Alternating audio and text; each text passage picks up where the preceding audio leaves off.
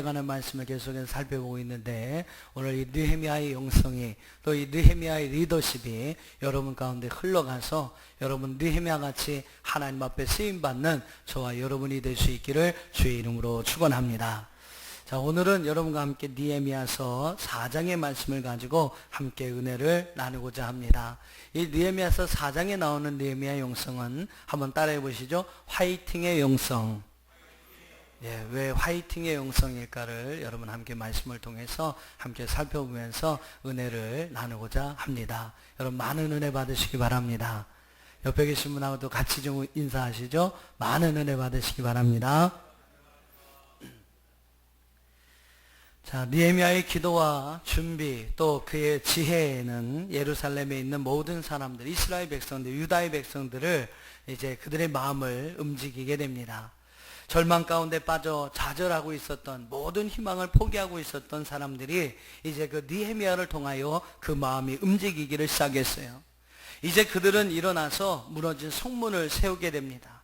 또한 무너진 그 성벽 사이에, 무너진 그 성문 사이에 성벽들을 다시 세우기를 시작합니다.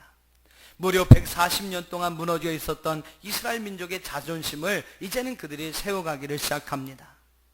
여러분, 문제가 어렵고 쉽고는 별로 중요하지 않습니다. 오늘 우리의 인생의 삶에 다가오는 여러 가지 인생의 문제들이 어려운 문제냐, 쉬운 문제냐, 여러분 그것은 별로 중요하지가 않아요. 정말로 중요한 것은 무엇입니까? 그것이 하나님의 뜻이냐, 하나님의 뜻이 아니냐, 여러분 그것이 더 중요한 것인 줄 믿습니다. 아무리 여러분 쉬운 거라 할지라도 그것이 하나님의 뜻이 아니라면 우리는 하지 말아야 합니다. 하지만 아무리 어렵고 힘든 것이라 할지라도 그것이 하나님이 기뻐하시는 하나님의 뜻이라면 우리는 어떠한 일이 있어도 그 일을 해야 할 줄로 믿습니다. 일이 여러분 어렵고 쉽고가 중요한 게 아닙니다. 그 뜻이, 그 일이 하나님이 원하시는 일이냐, 하나님의 뜻이냐, 그것이 여러분 더 중요한 것입니다. 오늘 여러분 예루살렘의 모든 백성들이 그 힘들고 어려운 일, 이 성벽을 쌓는 일이 여러분 절대 쉬운 일은 아니었어요. 근데 그 어렵고 힘든 일들을 해야 하는 이유가 여러분 무엇입니까? 그것은 다른 것이 아닙니다. 바로 그 일이 하나님이 기뻐하시는 일이고 또 그 일이 하나님의 뜻이었기 때문이라는 겁니다. 느헤미야는요, 지금까지 여러분 1장, 2장, 3장을 함께 살펴봤습니다만 그 말씀 속에서 계속 그 사실을 사람들에게 이야기를 합니다. 지금까지 자기를 인도하신 하나님에 대해서 간증을 하면서 이 일이 하나님이 원하시는 일이고 하나님이 이끌어 오셨던 일임을 그는 계속해서 간증하면서 이야기를 하게 돼요. 그 이야기를 듣고 백성들 마음에 어떤 믿음이 생겨납니까? 야, 이 일이 정말로 하나님이 원하시는 것이구나, 이 일이 바로 하나님을 기쁘시게 하는 것이구나 하는 것을 그들도 함께 인정을 하게 됩니다. 그래서 그들은 한 마음이 되어서 52일간의 성벽 재건의 역사를 시작하게 되었던 것입니다.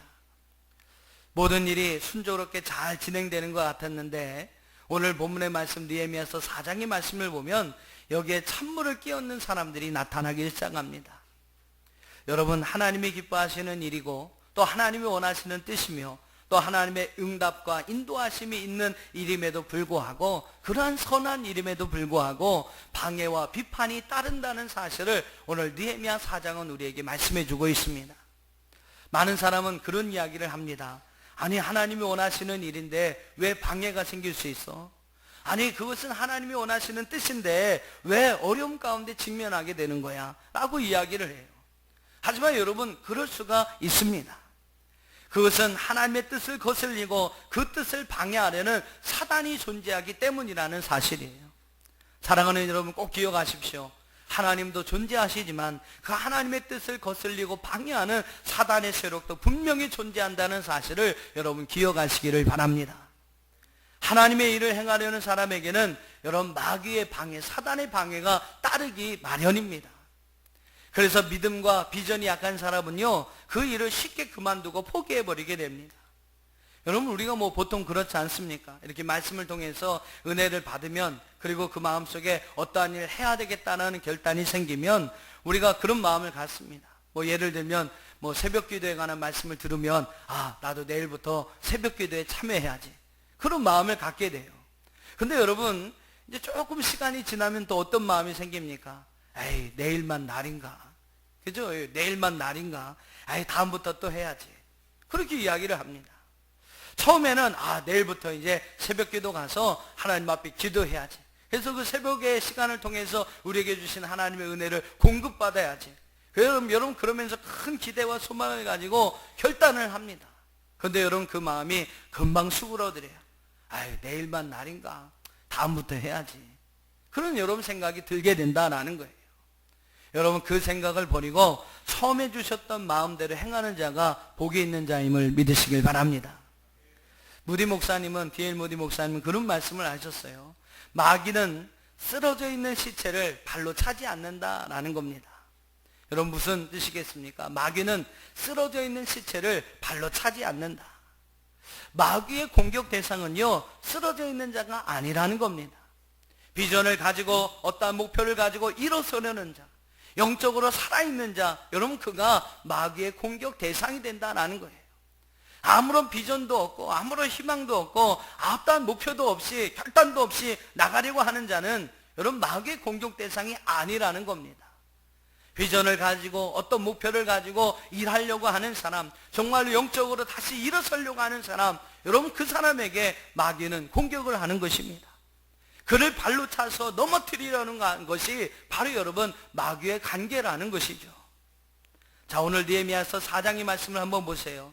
느헤미야의 주도와 또한 백성들의 적극적인 협조로 시작되었던 예루살렘의 성벽 재건의 모든 역사들이 오늘 4장의 말씀을 가면 대적들에 의해서 방해를 받게 됩니다.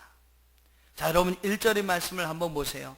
1절의 말씀 보면 산발락이 우리가 성을 건축한다 함을 듣고 크게 분노하여 유다 사람들을 비웃으며 라고 이야기를 하고 있습니다. 사단은요, 오늘 우리의 선한 역사를 질투하고 분노하도록 원수리를 부추긴다는 사실을 여러분 기억하십시오. 1절의 말씀 보면 사마리아의 통치자였던 산발랏이 예루살렘 성의 건축에 관한 소식을 듣고 분노하였다라고 이야기를 하고 있습니다. 또 여러분 2절 말씀을 보세요. 2절 말씀에 보면 이제 그들이 비웃음과 여러 가지 조롱으로 이스라엘 백성들을 놀리고 있습니다. 우리 2절 말씀, 3절 말씀까지를 한번 같이 읽어보시죠. 시작.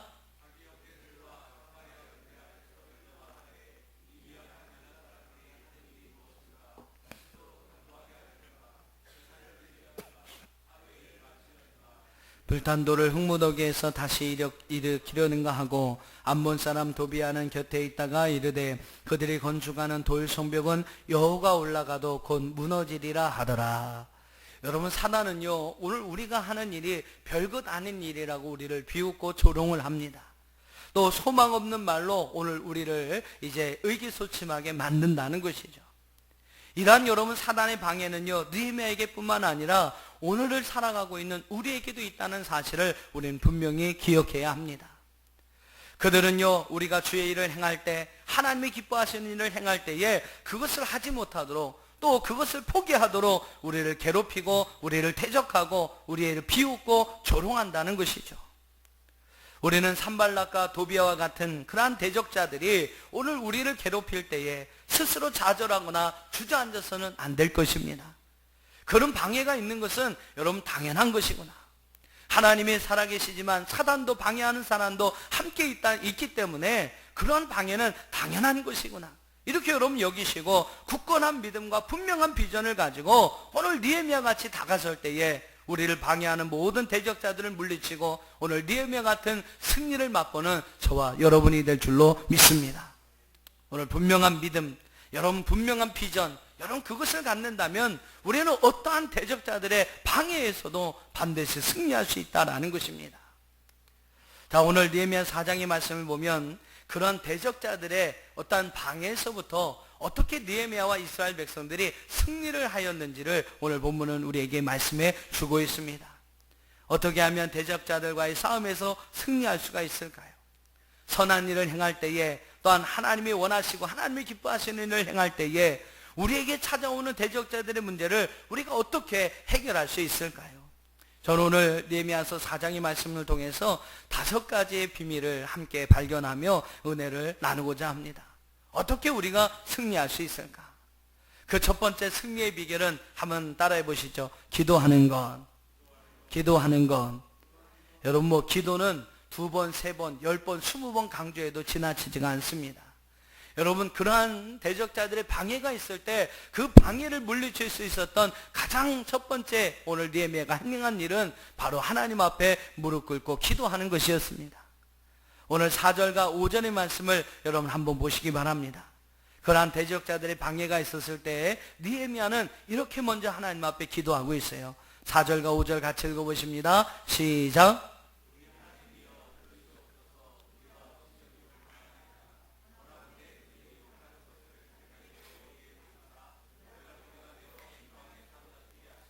주 앞에서 그들의 악을 덮어두지 마시고 그들의 죄를 도말하지 마옵소서. 그들이 건축하는 자 앞에서 주를 노하시게 하였음이니이다 하고, 반대와 조롱과 비난 속에서 느헤미야는 그들과 대항하여 싸운 것이 아니었습니다.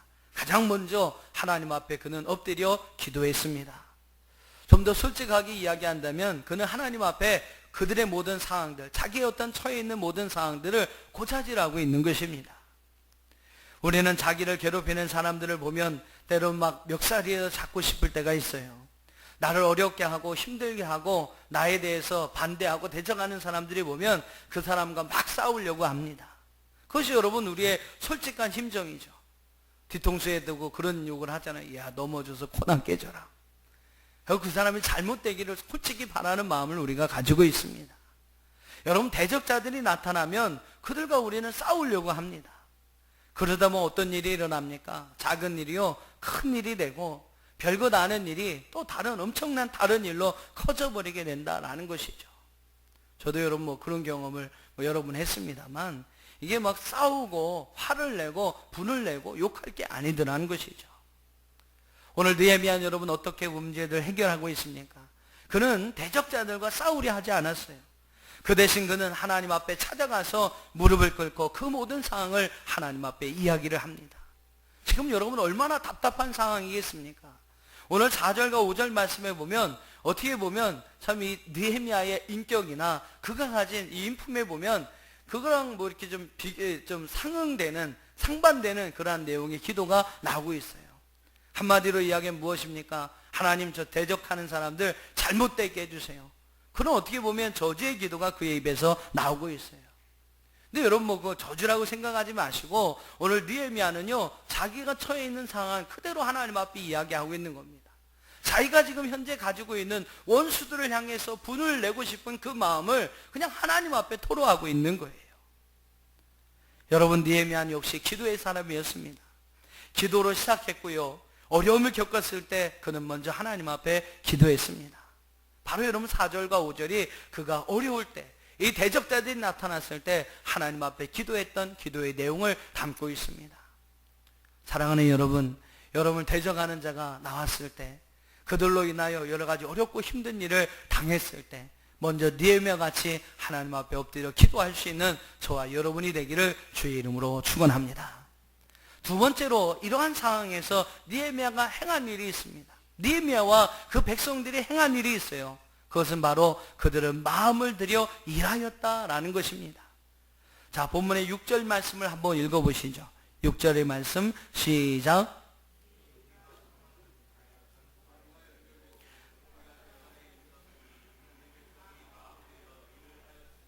자, 마음을 들여 일을 하였다라는 말이 6절에 나오고 있는데요. 이 말은 그 원어의 말씀 그대로 품는다면 백성들 간에 서로 하나 되고자 하는 단합된 마음이 일어났다라는 그러한 뜻입니다.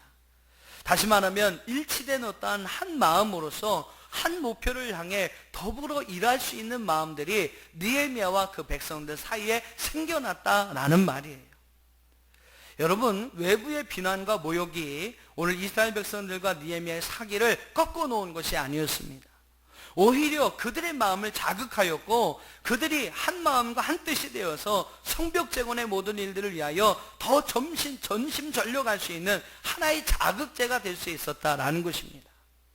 6절의 말씀은 여러분 그것을 우리에게 말씀하고 있어요. 여러분, 대적자들이라고 해서 다 나쁜 것만은 아닙니다. 다 나쁜 영향만을 주는 것은 아니라는 것을 여러분 아셔야 합니다. 오히려 그들을 잘 이용하면요 긍정적인 효과를 가져올 수가 있는 것입니다. 바다를 향해 하는 배를 한번 여러분 생각을 해보세요. 바람 한 점 없이 아주 피곤한 날씨라면, 맑은 날씨라면 어떻습니까? 배가 여러분 그냥 자기 힘으로는 이동할 수가 없어요. 모tor 엔진을 기름으로 엔진을 돌려서 항해를 해야만 그 배가 나갈 수가 있는 것입니다. 근데 여러분 바람이 불면 어떻습니까?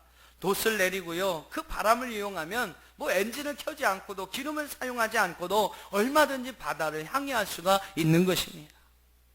바람이 파도도 갖다 주고 때로는 이제 배에 위기도 주고 어려움을 주기도 합니다만 여러분 그 배를 잘 이용하면 오히려 배에게 또한 우리에게 도움이 될 수 있는 하나의 거리가 될 수 있다라는 겁니다.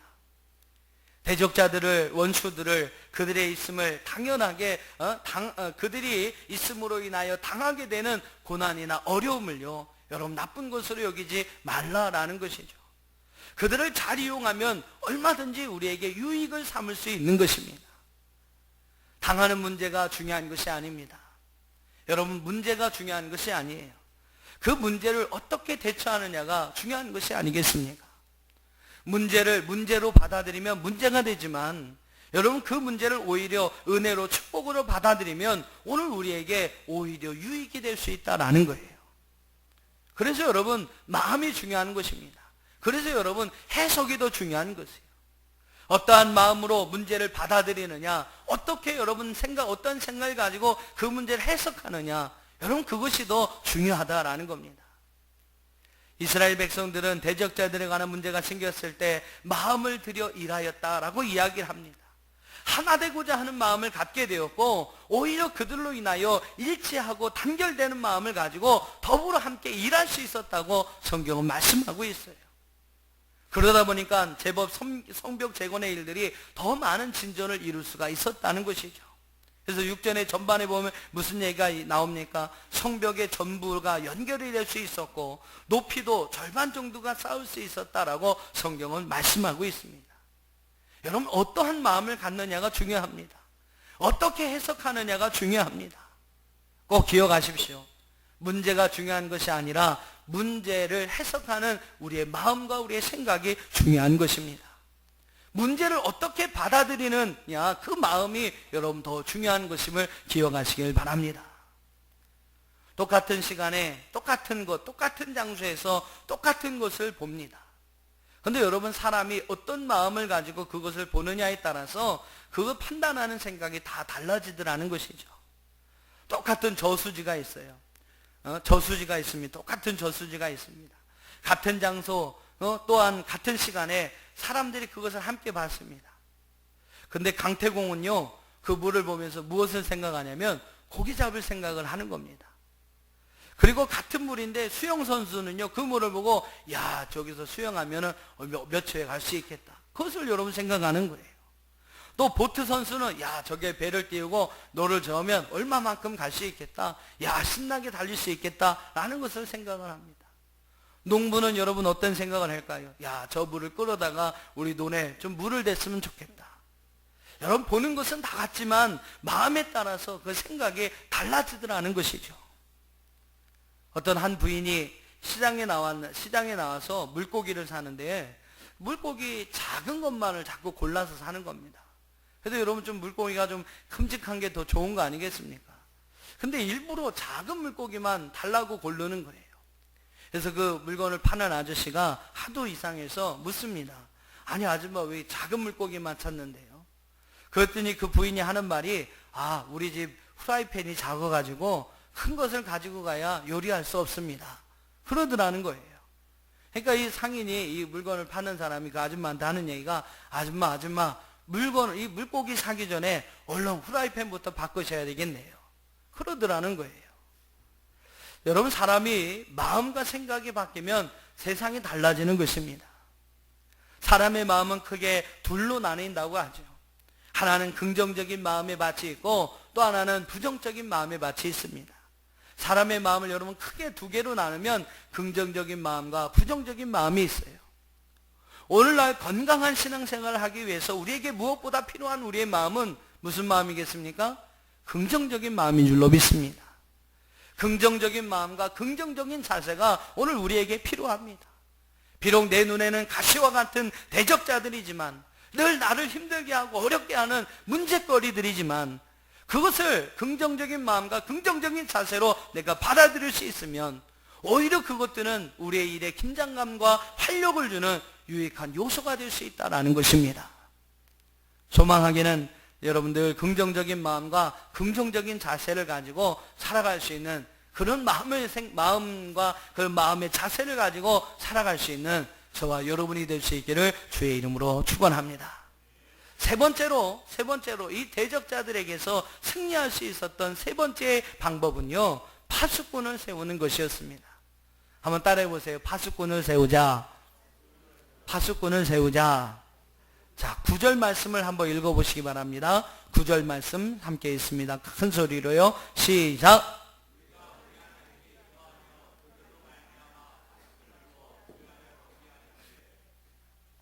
자, 느헤미야는 기도에만 의존하지 않았습니다. 기도에만 의존하지 아니하고 파수꾼을 세웠어요. 하나님은 오늘 우리가 할 수 있는 일은 우리가 행하기를 원하시는 겁니다. 여러분, 우리가 할 수 있는 일은 우리가 하기를 원하시고, 우리가 안 되는 것, 우리가 할 수 없는 것을 하나님 앞에 맡기고 하나님을 의지하기를 바라신다는 사실이죠. 주님께 맡겼다고 하면서 자신이 할 수 있는 일인데도 불구하고 그것을 다 하나님 앞에 맡긴다면서 그 일에 대해서 최선을 다하지 못한다면 그것은 결코 바람직한 우리의 신앙의 모습이 아니라는 것입니다. 내가 할 수 있는 목은 내가 하는 것입니다. 그렇죠? 내가 할 수 있는 일은 내가 최선을 다해서 해야 합니다. 다만 내가 할 수 없는 부분은 하나님 앞에 기도로 맡겨야 하는 것이죠. 느헤미야는 기도하면서 마땅히 자신이 해야 할 일에 최선을 다합니다. 파수꾼을 두어서 방비하게 하고 취약지역에 대한 경계태세를 강화합니다. 나팔수를 두어서 만약의 사태를 대비하여 적들이 오거나 어려운 일이 생기면, 무슨 문제가 생기면 나팔을 불도록 훈련을 시켜놓습니다. 여러분, 결과는 하나님께 달려 있습니다. 하지만 그 결과가 나타날 때까지는 내가 최선을 다해야 합니다. 싸움의 승패는 하나님께 있지만 싸우기 직전까지는 오늘 우리가 최선을 다하여 준비해야 합니다. 그리고 준비하고 훈련해야 하는 것이죠. 파수꾼과 같이 여러분 깨어 있어야 합니다. 깨어 있는 것이 내가 할 수 있는 몫이고, 승리하게 하시는 것은 바로 하나님의 몫입니다. 하나님을 믿는 우리가 빠지기 쉬운 두 가지 함정이 있어요. 하나님을 믿는다고 하는 사람들이 빠지기 쉬운 두 가지 함정이 있습니다. 하나는 무엇이냐면 최선을 다하지 않고 요행을 바란다라는 것이죠. 공부를 열심히 하지도 않으면서 좋은 성적을 기대합니다. 그러면서 나는 하나님께 기도한다라고 이야기를 하죠. 훈련을 여러분 게을리하면서 좋은 성적이 있기를 바라고 있어요. 그러면서 자기는 기도하고 있다라고 이야기를 합니다. 여러분, 이것은 진정한 모습이 아닙니다. 진정한 믿음의 모습이 아니라는 것이죠. 하나님은 우리가 최선을 다할 때에 힘을 주시는 하나님이십니다. 최선을 다할 때 우리에게 힘을 주시고 그 모든 일에 승리할 수 있는 능력을 주시는 분이시지, 최선을 다하지 않았는데 결과만 좋게 해주시는 분은 아니라는 것입니다. 신앙생활을 하는 사람은 일의 결과도 중요시해야 합니다만 일의 과정을 더 중요시 여겨야 할 줄로 믿습니다. 또 하나 우리가 빠지는 오류 중에 하나가 무엇이냐면, 일의 결과를 이루시는 분은 하나님이시라는 사실을 잃어버린다라는 거예요. 그 모든 일의 결과를 이루신 분은 하나님이시라는 사실을 우리는 잃어버리고 있다라는 겁니다. 그 결과를 하나님께 맡겼다면 이제 그 결과, 나온 결과를 겸허하게 받아들일 수 있는 순종의 자세가 우리에게 필요합니다. 어떤 결과가 나왔든지 그 결과를 나를 사랑하시는 주님이 나에게 주신 것임을 기억하면서 만족하고 그것에 대해서 감사하는 그러한 삶이 바로 믿음을 가진 사람의 삶의 모습인 줄로 믿습니다. 여러분, 이 말씀을 꼭 기억하셨으면 좋겠어요. 그래서 여러분, 최선을 다하고 여러분의 삶에 있어서 여러분이 할 수 있는 몫은 여러분이 최선을 다하고, 그 모든 나머지의 결과는 하나님 앞에 맡기고, 그 결과로 도출된 그 모든 것에 대해서는 나를 사랑하신 하나님께서 나에게 주신 은혜다라고 여러분 감사함으로 받아들일 수 있는 저와 여러분이 될 수 있기를 주의 이름으로 축원합니다. 네 번째는 이 대적들에게서 승리할 수 있는 네 번째의 비밀은 바로 적보다 크신 하나님을 두려워해라 라는 겁니다. 누구를 두려워해요? 적을 두려워하는 게 아닙니다. 바로 적보다 크신 하나님을 두려워하라라는 것이죠. 하나님의 일을 행할 때에 우리를 방해하는 대적들이 분명히 있습니다. 때로는 그들의 모습이 우리를 두렵게 만들죠. 넘을 수 없는 산같이 보입니다.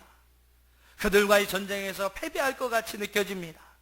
하지만 여러분, 그럴 때일수록 우리가 진실로 두려워해야 할 분이 누구인지를 우리는 분명히 알아야 합니다.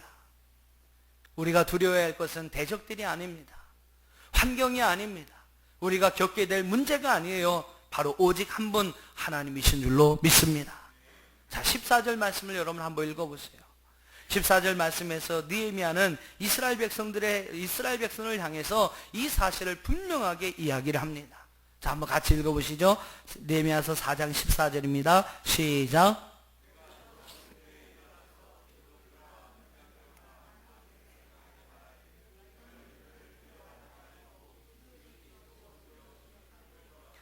너희 형제와 자녀와 아내와 집을 위하여 싸우라 하였느니라. 할렐루야. 느헤미야는 백성들에게 이야기를 합니다. 너희는 그들을 두려워하지 말라. 대적자들을 두려워하지 말고 지극히 크시고 두려운 주를 기억하라. 할렐루야. 여러분, 이와 같은 중요한 시기에 느헤미야는요, 우리가 두려워해야 할 분이 누구인지를 분명하게 지적해주고 있습니다. 문제가 두려운 게 아니에요. 대적자들이 여러분 두려운 것이 아닙니다. 진짜 두려워해야 할 것은 바로 주님이라는 사실입니다. 마가복음 4장의 말씀 보면 예수님과 제자들이 탄 배가 광풍을 만나게 됩니다. 예수님과 제자들이 타고 가는 배가 광풍을 만나게 돼요. 또 어떤 분은 그럽니다. 아니, 어떻게 예수님이 타신 배가 광풍을 만날 수 있느냐고 이야기를 하는데, 아닙니다. 그럴 수 있습니다. 여러분, 광풍을 만나게 돼요. 물결이 배에 막 부딪혀 들어와서 배 안에 그 물이 가득 차게 됩니다. 예수님은 주무시고 계시는데 제자들은 난리가 난 거예요. 야, 이러다 우리 다 죽게 됐다. 이 배가 물속에 빠져 파손돼서 우리가 다 죽게 되었구나. 황급한 마음에 제자들이 예수님을 깨웁니다. 예수님, 우리가 죽게 되었습니다. 이때 예수님께서 깨어 일어나셔서 바람과 바다를 꾸짖으며 잠잠하라, 고요하라 라고 말씀하시죠. 그때 바람이 여러분 그치고 바다가 잔잔하게 되었습니다. 여러분, 이 사건을 통해서 제자들이 깨닫게 된 사실이 있었다는 거예요. 그 사실이 무엇이냐면 바로 여러분 마가복음 4장 41절을 한번 읽어보시기 바랍니다. 마가복음 4장 41절 시작. 그가 누구에게 바람과 바다도 순종하는가 하였더라. 여러분, 이 사건을 통해서 제자들은요, 그들이 두려워해야 할 분은 바람이 아니고 바다가 아니고 파도가 아니라는 것을 알게 되었습니다. 그런 것이 아니라 바로 예수님이 진정으로 그들이 두려워해야 할 분임을 그들은 비로소 깨닫게 되었던 것이죠. 그렇습니다. 사랑하는 성도 여러분, 진짜 오늘 우리가 우리의 삶을 살아갈 때 두려워해야 할 것은 바로 주님이 나를 떠나시는 것이요, 나를 버리시는 것이요, 주님이 나와 함께하지 못함이요, 내가 주님과 동행하지 못함을 우리는 두려워해야 할 줄로 믿습니다. 사랑하는 성도 여러분, 정말로 기억하세요. 여러분, 이 세상에 두려운 것이 무엇입니까? 여러분을 두렵게 만드는 것이 무엇입니까? 병드는 것이 두렵습니까? 죽음이 두렵습니까? 사업에 실패하는 것이 두려운가요? 자녀들이 잘못되는 것이 여러분 두렵습니까? 가정의 행복이 깨어지는 것이 두렵나요? 여러분, 그거보다도 정말로 우리가 중요하게 생각하고 두려워해야 할 것은 바로 주님인 줄로 믿습니다. 주님이 나를 떠나시면 안 됩니다. 주님이 나와 동행하셔야 합니다. 주님이 나를 버리시면 안 됩니다. 나는 주님의 사랑 안에 거해야 합니다. 이스라엘의 최고의 왕이었던 다윗이 가장 두려워했던 것은 바로 이런 것이었어요. 시편 27편 9절의 말씀 보니까 주의 얼굴을 내게서 숨기지 마시고 주의 종을 놓아여 버리지 마소서. 주는 나의 도움이 되셨나이다. 나는 구원의 하나님이시여 나를 버리지 마시고 떠나지 마소서라고 하나님 앞에 기도합니다. 내게서 얼굴을 숨기지 마소서. 나를 놓아여 버리지 마소서. 나의 구원 나의 하나님이여 나를 버리지 마시고 나를 떠나지 마옵소서. 여러분, 이것이 바로 이스라엘의 최고의 왕이었던 다윗의 기도의 제목이었습니다. 기도의 내용이었습니다. 시편 51편 11절 말씀에서도 나를 주 앞에서 쫓아내지 마시며 주의 성령을 내게서 거두지 마옵소서. 다윗은요, 전쟁에서 패배하는 것보다 더 주님이 자기에게 얼굴을 숨기시고 주님이 자기를 버리고 떠나가시는 것을 더 두려워했다라는 것입니다. 왕의 직함을, 왕의 직위를 잇는 것보다도 주의 성령을 자신에게서 거두어가는 것을 오늘 이 다윗은 더 두려워했다라는 사실이에요. 사랑하는 여러분, 무엇이 더 두렵습니까? 여러분, 두려워하는 것이 무엇입니까? 오늘 우리가 가장 두려워해야 하는 것은 바로 주님이심을 기억하시기를 바랍니다. 너희는 그들을 두려워하지 말고 지극히 크고 두려우신 하나님을 기억하라. 오늘 이 말씀을 기억하시면서 다윗과 같이 내게서 주의 은혜가 떠나가는 것을, 또한 주님이 나를 버리고 나를 떠나시는 것을, 주의 성령을 거두어 가시는 것을 두려워하며 주님을 사랑하고 주님을 섬기는 저와 여러분이 될 수 있기를 주님의 이름으로 축원합니다. 마지막 다섯 번째로, 오늘 그 대적자들의 손에서 승리할 수 있었던 오늘 이 느헤미야의 영성은요, 한 손에는 공구를, 한 손에는 무기를 드는 것이었다라는 겁니다. 자, 15절 말씀부터 17절 말씀까지를 여러분 보시면, 오늘 그러한 위기의 상황, 대적자들이 지금 이제 발생되었던 그런 상황에서 그 대적자들과의 어떠한 관계에서 승리할 수 있는 한 가지 방법이 오늘 15절 말씀부터 18절 말씀 가운데 나오고 있습니다.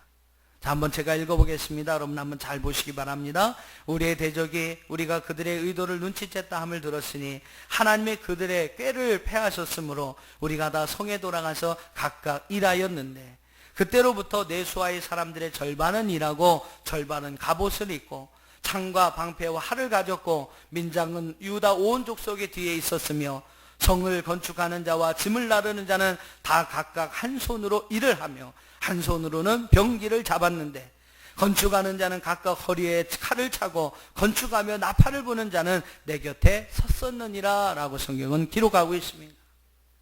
중요한 것은요, 느헤미야 이스라엘 백성들이 이렇게 했을 때에 오늘 20절 말씀에 보면 우리 하나님이 우리를 위하여 싸워주셨다라고 성경은 말씀하고 있습니다. 여러분, 어떻게 이스라엘 백성들이 했습니까? 한 손에는 공구를 들었고요, 한 손에는 무기를 들었습니다. 한번 여러분 그 모습을 생각을 해보세요. 한 손에 공구를 들고 한 손에 무기를 듭니다. 또 그들은 일을 해야 하면 여러분 좀 홀가분하게 좀 이렇게 좀 얇은 옷을 입고 일을 해야 되지 않습니까? 근데 지금 그들은 어떻게 일을 하고 있어요? 갑옷을 입고 일을 하고 있습니다. 여러분 얼마나 불편하겠습니까? 무기를 던져버리고 싶었을 것이죠. 갑옷을 벗어던지고 싶었을 것입니다. 일은 해야 되는데 여러분 한 손에 무기가 들려 있어가지고 일이 안 되는 거예요. 빨리 성벽 재건의 일들을 해야 하는데 손에 무기가 들려 있으니까 일을 제대로 할 수가 없는 것입니다. 좀 갑옷을 벗고 막 홀가분하게 열심히 더 일하고 싶은데 갑옷을 입고 있으니까 일이 안 되는 거예요. 진행이 안 되는 겁니다. 얼마나 여러분 불편하겠습니까? 하지만 여러분 중요한 것은 바로 그것이, 공구와 함께 무기를 잡는 것이, 일을 하면서 갑옷을 입는 그것이 대적자들에게서 자신을 지키고 또한 가족을 지키고 자기의 나라와 민족을 지킬 수 있는 방법이었다는 사실입니다. 여러분 삶을 살아갈 때에 우리에게 거추장스러운 것들이 있어요. 던져버리고 싶고 벗어버리고 싶은 것들이 우리 가운데 있습니다. 순간순간 훌훌 벗어버리고 가볍게 살고 싶은 것들이 오늘 우리 안에 분명히 있습니다.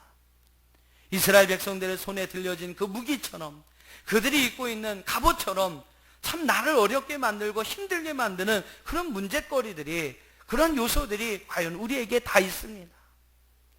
사랑하는 여러분, 그렇다고 해서 그것을 벗어버리면 어떻게 되겠습니까?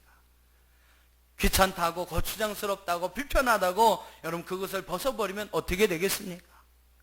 평소에는 불편한 갑옷이지만 전쟁이 일어나면 그 갑옷은 오늘 우리를 보호해 줍니다. 짐처럼 생각됐던 무기가요, 그 무기가 있어야 적군들이 혹시 쳐들어왔을 때 그 적과의 싸움에서 승리할 수 있는 유일한 무기가 되는 것입니다. 여러분 그것을 벗어버렸다면, 그것을 던져버렸다면 이렇게 필요한 때에 우리는 그것을 사용하지 못하는 겁니다. 우리는 그것을 통해서 우리 자신을 보호하고 우리 자신을 지킬 수가 없는 것이죠.